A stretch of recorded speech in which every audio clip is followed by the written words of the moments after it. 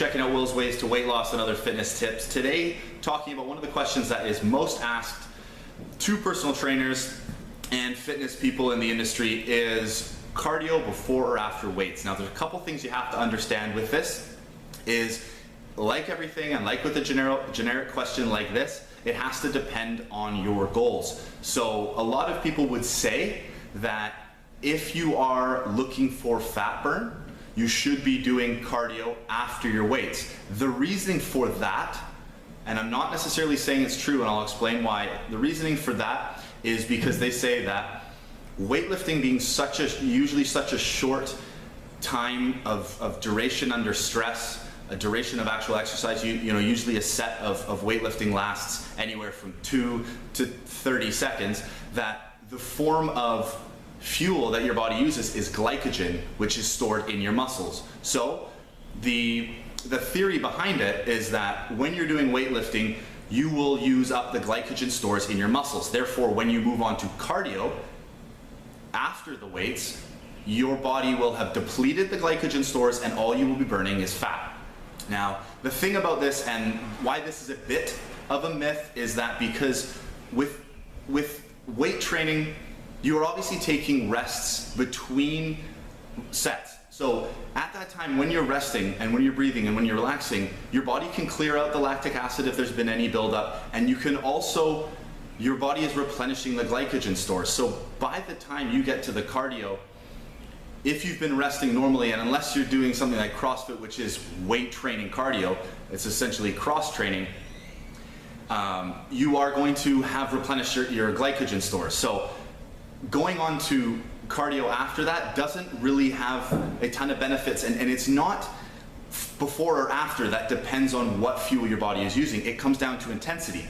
Also, there are drawbacks of, if you have completely depleted your glycogen stores, of doing cardio afterwards. There are drawbacks of this, and that's low blood sugar, low insulin, fatigue, and things like that. You don't want to be running stairs or running on a treadmill or riding a bike or something like that when you're completely depleted, and people know that jelly feeling of having low blood sugar. So it's not necessarily before or after, it's to the general person. What do you feel that works better for you? And it comes down to intensity.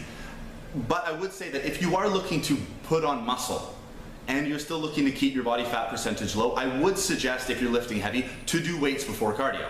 However, if you are looking to burn fat, obviously you need to do cardio and weights. I would not necessarily focus too much on which to do before, but you just make sure that you are doing both and you're doing them with a high intensity. Don't think that, oh, I did weights and then I did cardio, and you just went through the motions, that you're going to get a ton amount of benefits. You need to, it's intensity that tells your body which pathway of energy to use. Is it going to be glycogen? Is it going to be, a breakdown of carbohydrates?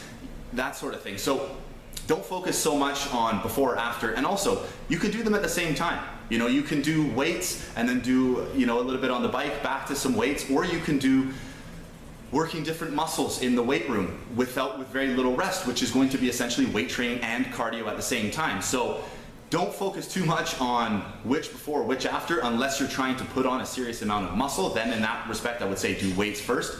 But just remember, it's a balance. You need to do both. So don't believe either, don't believe or, because there's no scientific proof that shows that doing weight training is going to completely deplete your glycogen stores and then just be an incredible fat burn if you do cardio after. You got to do the whole thing. You got to do the work outside of the gym as well, in the kitchen, in the supermarket, implementing a proper diet. So you're doing the right thing by educating yourself and watching these and asking questions, because you need to know how, why, and what.